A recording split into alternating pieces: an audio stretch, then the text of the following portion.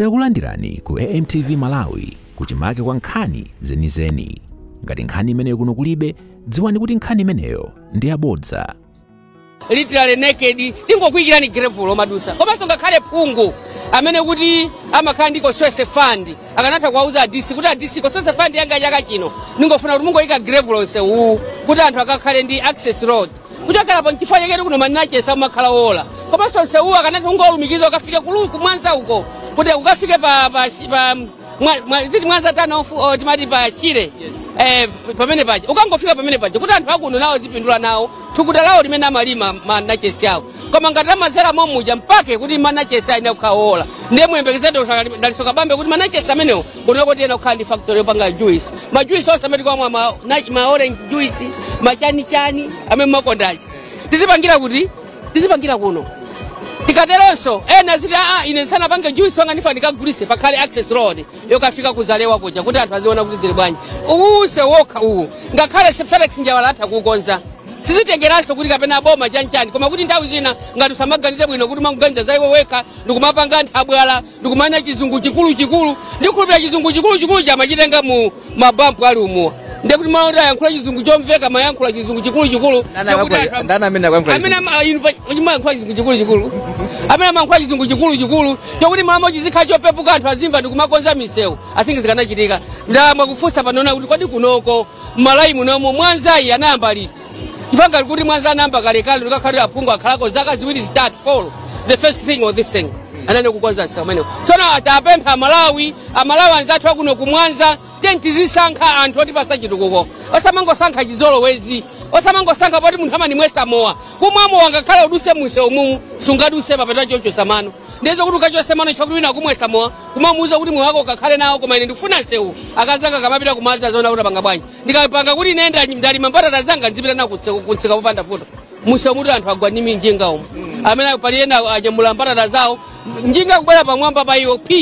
zokuti akafikaso kunyumbako ndiye kuti akasamba nkhale ndowa zitatu za madzi mavuto omvesa chisoni Malawi muno pa zaka 6 years zozira muli atoka kuti kumwanza kuno ena nkumati ife kuno daise Dr. Dalisoka Bambe amene atibwerese zitukuko zokupya chifukwa manifesto athu vetimana kuti tipange mavuto anthu tiyankhe mavuto anthu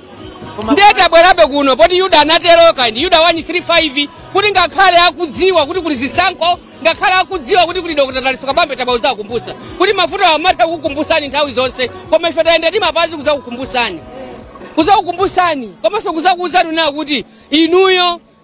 anthu ake amene amachedwa a Mulungu amene timana kuti ndithumbiri chapter cha 7 mukagonja pamaso pake ndikunena kuti ife tinasankha udyo Mulungu makutu aja makhala otchera nthawi zonse maso ake amakhala openya nthawi zonse amva pemphero pamalo pano kuti munasankha udyo ulendo uno musankha bwino imene ndithumbiri imene ndikuisiya pamalo pano nanga zibweranso mpaka na Ezara 4:18 kuti kalata imene anthu amwanza anamulembera Mulungu kuti kunoti tikuvutika misewu sili bwino kalata imene owerenga anayimva koma mumasankha chizolowezi ulendo uno musankhe mwabwino kuti Mulungu kalata imene akamuwerengera kandambu yathu Yesu Khristu akawerenge kuti anthu akumwanza kuno akuvutika wani manachesa wangola alibe ntchito misana ingochoka zopanda ntchito misewu ndosalongosoka yopanda ngakhale grave chela nthawi zonse komanso maso ake amakhala openya kuno anthu sira ni mawu amene obwanji mukamaliza ku verse mukayimalize mukafika noka ndikira verse koma za alliance anthu amva lero kina chake za alliance asogoleri tatiye ndipange za nsewu za alliance tife silimakubisa timabweranso ina ijaso imene lokuti tikunena tikumadandala kuti munthu anavutika ena kumapanga ma press conference kuti ngati ife talakwisa munthu ukamalira pachati ku campaign mangobwera kungonena kuti mukuti pabwanji kunyemo komapita mmeti mathamanga kuphalama kuja munaliko ngati kumachinga munaliko ngati kumwazisi kuja munaliko ngati koma sapano ndiye tikayankhula ndiye muzikapanga ma press conference inutu mungoje pakali pano angokupasani mkumamwera mowa nkumakuta nkumagula ndiwo kwanu nkumapezeka koma ife tiye kuzalance tikuuzani chifukwa ife sinimapanga alliance popanda inu muzakhalapo ajasa mapanga ma press conference yamuzaitana zakhaleponso kuti tinali panali ndikuita nani mlangizi wa president olemekezeka akweni Dr. Patricia Kaliati mashini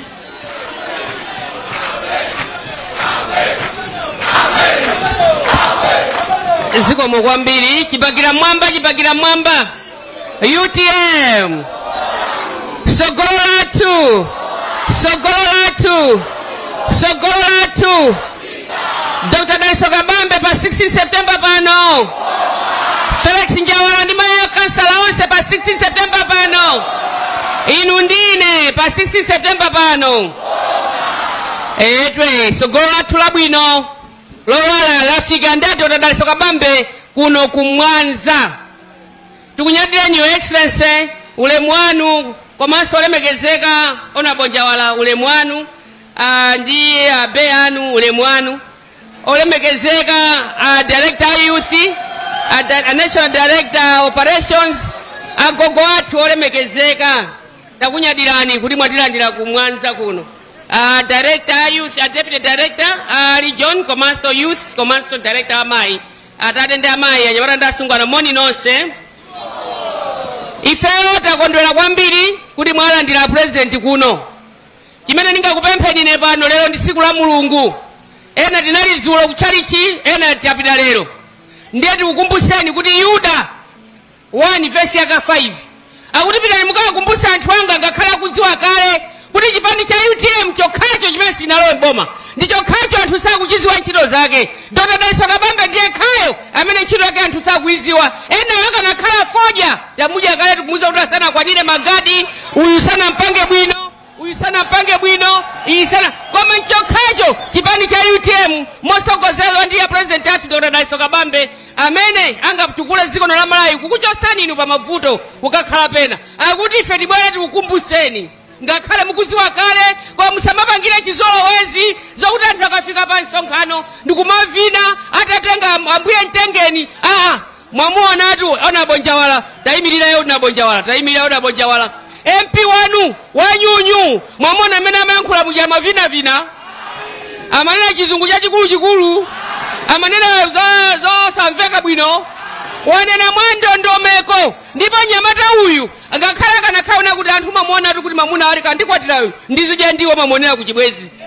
Ndiye uyuyu simunamvotere koma ndi chibwezi chanu kuno pa 16 pano ndi amene akhazikike kuti kuno mukamvotera uyu ndiye ngati wayamba kukonza misewu aukumba zisime poti anthu adakamwabe madzi mmazithapwa umu koma anthu aukumba akukonza mijiko lero zaka 60 zozilamulira anthu akhala phungu kuno zaka zambirimbiri ndikumakhala ndi masukulu ofolera ndi uzu ngati Simba uyu ndikumwera ndikumachosa asogoleri musavotere chizolowezi phungu koma ndiuti ndi amene ndi mwene waukulu nkumanena kuti zikomo kwambiri ndi mwene waukulu nkumanena kuti ana athu akumathawa ku sukulu chifukwa chona kuti akumatha kusiyanisa kunyumba kwa okhala pa mpando nyumba zawena za malata ndi akapite ku sukulu zokuti sukuluzo zikubwera ndi ndalama zokuti zikonzesedwe ndikumakhaza mauzu ndikumatambalala miyendo opanda mipando mwana amene amaliza sukulu zaka 60 zozilamulira lero Simba zimakhala musinje muja zachoka zili makomo anthu alowamo malo movinidwa lero kuphunzira kuyambira lolemba mpaka lachisanu myezi 3 akukhala Simba zofoledwa ndi mauzu zili bwino sizili bwino. Asogoleri tisamavotere chizolowezi atigulire mowa timwe mowa uthamonso lero pompano koma seukhala mpaka na zizukulu tuvi ukuoneka onyasa chonchi atigulire mowa timwe koma tizimwabwe kuzithapwi kumamwa limodzi ndi mbewa kumamwa limodzi ndi ng'ombe kumamwa limodzi ndi mbuzi ife anthu zaka 60 tikuzilamulira toka. Asogoleri lelolo apresident athu olemekezeka timati tikupempheni pamene mukonza manifesto anu kuti ndalama zonse zimene muyankhula kuti zizikhala kumwanza mukatenga boma pa 16 September tikonzereni kuno mafactory okuti azipanga majuice mafactory amenewo awawo apezamo ntchito 1 million job imeneyi mafactory imeneyo Malawi wazipanga mabusiness yawo komanso tikupempheni bwana pamene Njawala wangu yamba kukonza nsewu pamene mutenga boma kuzabwera kuno kuona mavuto anu dzulo lenini munanena kuti atiyankhulane pachifatiri pa meeting kwabwera anthu amene munagwira nawo ntchito muli budget director amene makambira nawo kuti ife tifune iwe wine ndipo tikupasa zitukuko zonse zimene unganene pabwera anthu amene makambira nawo muli reserve bank governor amene una kuti tikupasa chuma kuti ukonzere zinthu mukamanena zinthu jenifana ngati timanama koma taziona kuti anthu afika Malawi muno amene mumakamba nawo amene ali madonors amene azungu amene amathandiza kuno ena achikuda ochokera mayiko olemera amene athandiza ku Malawi kuno ndi amene wangoyamba Njawala nsewu umenewu tiyeni musegule nsewu amene ukafike kumwanza kushire ukuzalewa tikangokoza somene ndikubolera mpaka nakuzalewa awa managers amene akumango ataya nkumapondereza ngakhale amene sazalaso chifukwa ngakhale azale zikhanga zopanda chani zopanda ntchito ndiye kuti anthu manasesi azipita nawo okha kukagulisa popanda wina mamiddlemen kuwagulira mosika mtengo nsewu umabweresa chitukuko nsewu umabweresa zinthu zambiri zimene anthu amazisowa tikupempheni bwana pamene mukutenga president pa 16 September pano tikonzereni mavuto amene anthu akumana nawo lero anthu akalima mbatata zingokhala konkuno olaziwoche aja zocha lero aja zophika so ngati futali atire mafuta akazingire ngati mbatatesi zonsezo akhala atatopa nawo chifukwa zikhala zoona kuti isakupanga nawo malonda tikupempheni bwana pamene mukutenga boma pa 16 pano mwakonzere dongosolo amayi anyamata kuno kuti akhalenso adziwenso nawo kuti ali Malawi muno nsewu suli bwino ena akamalongolola kuno kuli chonchi uko tikanapemphaso kuti ena amene amangolongola chifukwa kuti apasidwa dolido akumangolongola m'makameramu aziyenda nsewu tizoona kuti azinena kuti chani ife tikamalirira anthu awo kuti tinabwera kuno kuti tiye tikavotera alliance lero sinakuthandizeni ife tavukamu timanena zoona kuti amalawi kuno kwavutika nthawi yayitali nthawi yakwana asogoleri akutiuzanso pa 2 mulungu lero la mulungu pa 2 chapter chake cha 7 kuti inu anthu aka mulungu akutero inu anthu anga otchedwa dzina langa mukazichepesa ndi kulapa machimo anu kuti munasankha udyo mulungu azamva mapemphero anu chifukwa mulungu makutu ake amakhala otchera nthawi zonse ndipo maso ake amakhala openya nthawi zonse kotero kuti mapemphero amene tikupemphera kuti tiyeni mukavotera Dr. Daliso Kabambe akumva bora mukazichepesa ndi kugonja kuti simunachita bwino povotera anthu ena amene sakuchita bwino ulendo uno mukavotera Dr. Daliso Kabambe amene atitengere mavuto athu onse amene atithetsere njala Malawi muno umphawi udakalipobe mmamizi amwe anthu mutidakalumidwabe nkhunguni zaka 16 mmamizi mutidakalumidwabe sabwe zaka 60 zozilamulira toka mmamizi mutidakalumidwabe mphusi mmamizi mutidakanyowabe tikagona tikumayika kandowa apo mbale apo mandowa ina apo mbale apo mmamizi tidakafundabe mphasa mvula ikamavumba kuti mwina tisanyowe koma zaka 60 zozilamulira ife bwana zonse zimene zikuchitika kutala kuja zonse zikuchitika kutala kuja anani naso ngakhale kutumbiri kuti inu ngati simumva kubwereserani mizombe ikutafuneni imwemo mafuta onse mafuta asamapezeke malokasti afika imene ija ndiye mulungu akuyankhula chinthu mulungu ngati asakupase mulungu akamakukana mulungu akamakukana masiku akayandikira abavoti timaona zizindikiro zake ndi ziti pajatu anena kuti ngakhale baibulo bonena kuti nthawi yobwera Ambuye Yesu tizaona zizindikiro ifeso nthawi yokutha kuti ena sanagwire ntchito bwino pa usogoleri wawo tizaonenso chani zizindikiro zake ndi ziti zimenezo anthu akukhala pamene paja miyezi komanso weki yonse mmene timabwera ku blanta ena mati kweni kumene kupitako ife boma lathu ndiliti limene likubwera lapa 16 September chifukwa ife takhala pano kunyumbako sitiziwa kuti ana athu akudya chani sitiziwa kuti kodi mabanja aliko kapena mwina ena olakale zovala zawo anyamula apita chifukwa munthu kamakwatiwa mafuna mamuna azipezeka pati pakhomo ngati mamuna akugona ku line kumakapempha mafuta oyika mgalimoto zili bwino zinthu zizindikiro zimene tikuzionanso golere kuti tinalakwisa tiyeni ulendo uno tisankhe moyenera posankha Dr. Daliso Kabambe pa 16 September pano zizindikiro zake ndi ziti ndi zimenezi ndiyena mkamati pwiko izi zikunena okha izi zikuzinena okha kuti kumalawi kuno anthu avutika oyambirira kuvutika timaona ngati ndife anthu akumizi komanso anthu antawo na magalimoto awo ife tikuvutika ndi ulongo uwu ni mapazi athu tikapita ndi kuti ndowa yonse ya madzi imene tatatunga kuzithabwiwo ikatha kukula mapazi athuwa chifukwa cha ulongo umene uli musewu anawonso anthu akutawoni agona musewu masiku awo 1 week alimama kudikira mafuta kunyumba osapezeka kumazizidwa akudya nzimbe onse ndikuumaliza ungonera makoko pasi pakuti ntchito inalipo anthu apoledwapo apa kusonyeza kuti zinthu sizili chani sizili bwino ngakhalenso ine ndikamamaliza pano mulungu watituma kuti tikukumbuseni kuyeza la 4:18 kuti kalata imene mamuwerengera anthu akumwenza kuti ife tikuvutika nkhani ya njala fetereza sinagule tikumwe mwazi muzithapwi mulungu wamuwerengera anamuwerengera momveka kandi Ambuye athu Yesu Khristu anawerenga ndithu momveka kandi angelo kumwambako onse anawerenga momveka akuti koma mumavota chizolowezi mumavota anthu osadziwa chitukuko mumavota azongoti uyipoti ngwakuti mumavota mulipoti yamankhula chizungu akapita kumowa koma ku parliament kosakutani koko ulendo uno akuti musalakwise kalata yanu ikafike mwenenera pamene mukapereka mwana uyu mmanja mwake mwa Mulungu kuti amudalitse mukaperekezere voti yanu pa 16 September kuti Dr. Daliso Kabambe akakhale president wa dziko la Malawi amene ife timatha kugula ketepa adu kabulusiro kakang'ono kaji timagula 150 kwacha awali a budget director lero ali pa 1800 kwacha ingo komoka kutenthe akomoke kuzizire kwacha ikomoke ndeti kuti kodi sabano titire mazi kapesi tikuziwa chifa kozizira ikukomoka nthawi yotentha kuti ikutaniso ikomo mmatumba mwa ife mu ndalama so mulibe palibe wina aliyense amene ali ndi dolo kuti akupeza chani akupeza ndalama tikupempha na sogoleri tabwera ndi president wathu wa nyunyu wa mpaketi